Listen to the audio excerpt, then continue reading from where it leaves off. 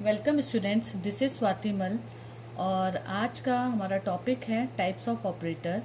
जैसे कि मैंने पहले वीडियो में आपको बताया था ऑपरेटर्स के बारे में कि ऑपरेटर्स क्या होते हैं, उनका यूज़ हम सी लैंग्वेज में क्यों करते हैं और वो कितने टाइप के होते हैं, प्लस उनकी कैटेगरीज क्या होती है। ये सब कुछ मैंने डिफाइन किया है प्रीवियस लेक्चर में।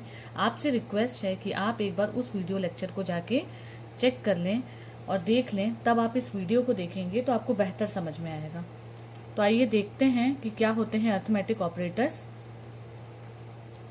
देखिए, जैसा कि मैंने प्रीवियस लेक्चर में भी बताया था कि इनको हम क्या कहते हैं, ये बाइनरी ऑपरेंड्स होते हैं। क्यों इनको बाइनरी ऑपरेंड्स कहा जाता है? क्योंकि ये दो ऑपरेंड्स का यूज़ करते हैं। अगर हमको कैलकुलेशन करना है या फिर हमको कोई भी अदर जैसे डिवीजन करना है या सब्ट्रैक्शन करना है या एडिशन करना है, कोई भी हम कैलकुलेशन परफॉर्म करते हैं तो हमको दो ऑपरेंड्स की नीड होती है। ठीक है, इसलिए हम इसको क्या कहते हैं, बाइनरी ऑपरेटर। ये तो बिल्कुल ज़रूरी है इसमें कि न्यूमेरिक होना चाहिए। आपको खुद अर्थमेटिक से ही समझ में आ रहा है, क्योंकि हम एडिशन या सब्सट्रैक्शन a प्लस बी किसी वेरिएबल का तो करते नहीं हैं। हम हमेशा कौन सी वैल्यू लेते हैं, इसमें न्यूमेरिक वैल्यू लेते हैं। हम उसमें वैल्यू असाइन करते हैं। जैसे सपोज करिए हम a को वैल्यू 5 दे सकते हैं, a की वैल्यू हम 5 हमने दे दिया, बट हम डायरेक्टली a तो नहीं रख सकते हैं। इसलिए ये कंडीशन है इसमें कि operands must be numeric value. Operands का मतलब तो मैंने आपको बताया ही है। ऑपरेंड्स का मतलब क्या होता है, कोई भी नंबर हो सकता है या तो कोई वैल्यू हो सकती है। ओके, अब आगे देखते हैं। देखिए, इसमें क्या है कि when both the operands are integer then the result is integer, but when one of them is floating point and other is integer then the result is floating point. आपको ये टर्म्स तो समझ में आ ही रहे होंगे। इंटीजर क्या होता है, फ्लोटिंग पॉइंट क्या होता है, ये सब क्या है, आपके डेटा के टाइप हैं।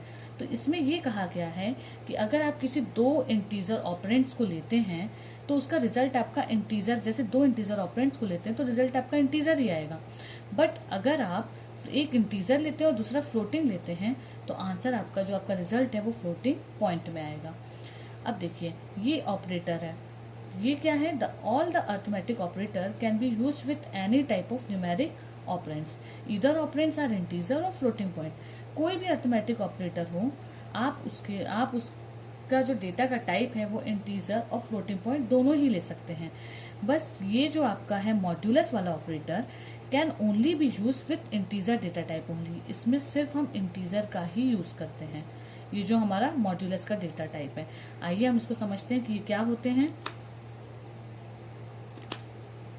देखिए, ये होते हैं हमारे अरिथमेटिक ऑपरेटर्स। यहाँ लिखे हैं सारे ऑपरेटर्स और यहाँ है उनका मतलब। प्लस, जैसा कि आप प्लस से जानते हैं कि एडिशन हम करते हैं और इसको यूनरी प्लस भी कहा जाता है। Minus, unary minus, multiplication, division and remainder after division, इसको हम क्या कहते हैं, ये हमारा क्या है, मॉड्यूलस डिवीजन है। मॉड्यूलस डिवीजन का मतलब क्या होता है कि जो भी रिमाइंडर का हमारा आंसर होता है वो इस मॉड्यूलस में रिमाइंडर की वैल्यू को स्टोर किया जाता है। जैसे सपोज करिए 2 को अगर हमने 2 का मॉड्यूलस अगर हम 3 निकालते हैं तो मॉड्यूलस के आंसर में क्या स्टोर होगा, 1 स्टोर होगा, बिकॉज रिमाइंडर हमारा क्या आ रहा है यहाँ पे, 1। चलिए आगे अब एक एग्जाम्पल लेते हैं प्रोग्राम की हेल्प से। देखिए, इसमें क्या किया है, हैश इंक्लूड stdio.h, क्योंकि हम सी का प्रोग्राम बना रहे हैं। फिर हमने लिया है कंसोल इनपुट आउटपुट के लिए। फिर वॉइड मेन का यूज़ किया है। फिर देखिए, मैंने यहाँ पे क्या लिया, फ्लोट का यूज़ किया। फ्लोट इसलिए किया है क्योंकि हर बार क्या होता है, हर बार हम लोग इंटीजर वैल्यू से करते हैं। इस बार मैंने आपको फ्लोट का एग्जाम्पल दिया है। तो देखिए, फ्लोट में मैंने पहले ही वैल्यू असाइन कर दी है। ए की वैल्यू मैंने दी है 4, बी की वैल्यू दी है मैंने 2। अब इसी पे हम सारे कैलकुलेशन परफॉर्म करेंगे, चाहे वो सम हो, चाहे वो सब्सट्रैक्शन हो, चाहे वो मल्टीप्लिकेशन हो और चाहे वो डिवीजन हो। तो आइए देखते हैं। फिर ये तो क्लियर स्क्रीन लगा है जैसा कि आप लोग जानते ही हैं। अब देखिए, सम में हमने क्या किया है, a प्लस बी को मेंशन किया है। सब्सट्रैक्शन में a माइनस बी रखा है। मल्टीप्लिकेशन में a multiply by b, division में a डिवाइडेड बाय b। आप लोग एक बात यहाँ पे नोटिस कर रहे होंगे, हमने सब में क्या लिया है, सिर्फ दो ही ऑपरेंड का यूज किया है, a और b। अब देखिए, जैसे कि हमको वैल्यू को प्रिंट कराना है तो हमने प्रिंटफ में क्या लिखा है, समेशन लिखा है a एंड b का। परसेंट f क्यों लगाया है इसमें हमने, क्योंकि हम वैल्यू कैसे ले रहे हैं, फ्लोट टाइप की ले रहे हैं, तो परसेंट f का यूज किया है। फिर स्लैश एन लगा के नेक्स्ट लाइन में हमारा क्या आएगा, subtraction of a and b। फिर multiplication of a and b, and then division of a and b. फिर सारी वैल्यूज को वो प्रिंट कर देगा। कैट ch के द्वारा प्रोग्राम हमारा स्क्रीन को कुछ समय के लिए होल्ड करेगा। अब हम देखते हैं यहाँ पे हमारा इसका आउटपुट क्या आता है। देखिए आउटपुट हमारा क्या आया है, ए एंड बी के लिए 6.000। अब ये बताइए 000 क्यों आया है, क्योंकि जैसे कि हम फ्लोटिंग पॉइंट यूज कर रहे हैं, हमने फ्लोट में सारी डेटा का टाइप हमने फ्लोट लिया है, तो फ्लोट में हमारी वैल्यूज में क्या लग गया, डॉट के बाद 00 लग गया, क्योंकि इंटीजर में कोई भी डेसिमल वैल्यू नहीं आती है, कि कोई भी डॉट के बाद वैल्यू नहीं आती है, बट फ्लोट में आती है। तो देखिए यहाँ पे भले ही फुली डिविजिबल था, फुली मल्टीप्लाइड बाय था, या फुली सब्सट्रैक्शन या एडिशन हुआ है, तब भी यहाँ पे डॉट 00 आगे लगा हुआ है, क्योंकि हमने डेटा का टाइप यहाँ पे फ्लोट लिया है। तो आपको इस एग्जाम्पल के द्वारा ये तो समझ में आ ही गया होगा कि अर्थमेटिक ऑपरेटर का यूज हम कैसे करते हैं, प्लस का, माइनस का, मल्टीप्लिकेशन का एंड डिवीजन का। तो चलिए आइए अब नेक्स्ट ऑपरेटर हम समझते हैं। नेक्स्ट हमारा है रिलेशनल ऑपरेटर। जैसे कि आपको इसके नाम से ही समझ में आ रहा होगा, रिलेशनल ऑपरेटर का मतलब क्या होता है, ये कंपेयर करता है दो क्वांटिटीज को, या हम कह सकते हैं दो वैल्यूज को, या हम कह सकते हैं दो नंबर्स को, और एक डिसीजन उस पर ये लेता है।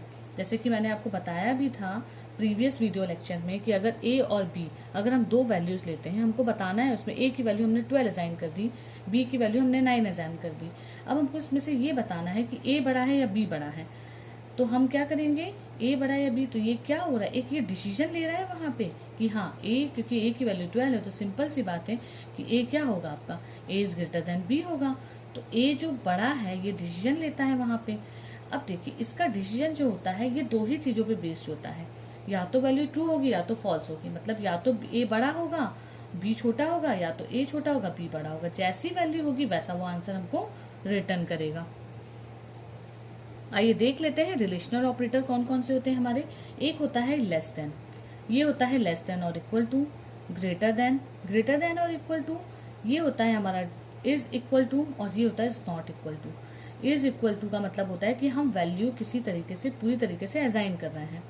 ये पूरी तरीके से, जैसे मान लीजिए ए इज इक्वल टू मैंने 5 लिखा है, दैट मीन्स कि ए की वैल्यू, ए में हमने 5 की वैल्यू को असाइन किया है। और इज नॉट इक्वल टू मतलब कि ए की वैल्यू आपकी 5 के बराबर नहीं है।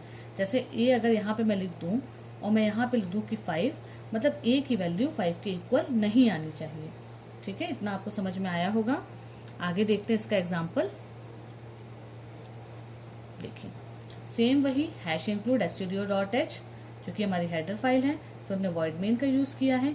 यहाँ पे मैंने दो वेरिएबल्स लिए हैं a एंड b, इंटीजर उसका मैंने डेटा टाइप लिया है। प्रिंट एफ में मैंने एंटर करवाई दो वैल्यू, जैसे कि मैंने लास्ट वाले प्रोग्राम में आप लोगों का पहले ही वैल्यू को असाइन कर दिया था। इसमें मैंने आपको वैल्यू को एंटर करना बताया है।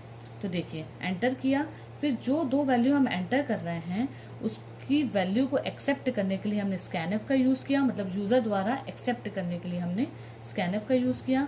फिर प्रिंट एफ में हम दो कंडीशन डालते हैं। प्रिंट एफ में हमने वैसे सारी ही कंडीशन मैंने यहाँ पे यूज़ की है। जैसे a is less than b बताया है, a is less than equal to b, मतलब कि जो भी इसमें से कंडीशन होगी, जो भी आप वैल्यू पुटअप करते हैं, जो भी कंडीशन होगी वो इसका आंसर होगा। जैसे देखिए सपोज करिए ए में अगर मैं लिखती हूँ, ए की वैल्यू मैंने दे दी 4 और बी की वैल्यू मैंने दे दी यहाँ पे 3, तो क्या होगा, क्या ए छोटा है बी से, तो किसकी वैल्यू आएगी यहाँ पे, ये वाली कंडीशन इसके लिए क्या हो गई, फॉल्स हो गई, क्योंकि यहाँ पे क्या है आपका ए इज ग्रेटर देन है यहाँ पे, लेकिन ए इज लेस देन है, ये भी आपकी फॉल्स हो गई। यहाँ पे ये कंडीशन आपकी ट्रू हो गई, ये भी आपकी फॉल्स हो जाएगी, क्योंकि greater than and equal to का साइन है, तो ये इक्वल नहीं है आपका, ये आपका बी जो है वो छोटा है। अब यहाँ पे क्या ए की वैल्यू बी के इक्वल है, नहीं। क्या आपकी 4 की वैल्यू 3 के बराबर है, नहीं। तो आपके आउटपुट में क्या आएगा कि ए इज ग्रेटर देन बी, मतलब कि 4 is greater than 3। Next video में मैं आपको और बाकी ऑपरेटर्स के बारे में बताऊंगी। तो इसमें मेरी आपसे ये रिक्वेस्ट है कि आप इससे पहले वाला वीडियो लेक्चर में मैंने ऑपरेटर्स के बारे में बताया, उसके टाइप्स के बारे में बताया, उसकी कैटेगरीज के बारे में बताया, तो एक बार आप उसको चेक कर लीजिए। फिर अर्थमेटिक ऑपरेटर के बारे में इस वीडियो में जैसे कि मैंने बताया है, लॉजिकल ऑपरेटर के बारे में नेक्स्ट वीडियो में मैं बाकी जो जितने हमारे ऑपरेटर बचे हैं उसके बारे में बताऊँगी। Thank you.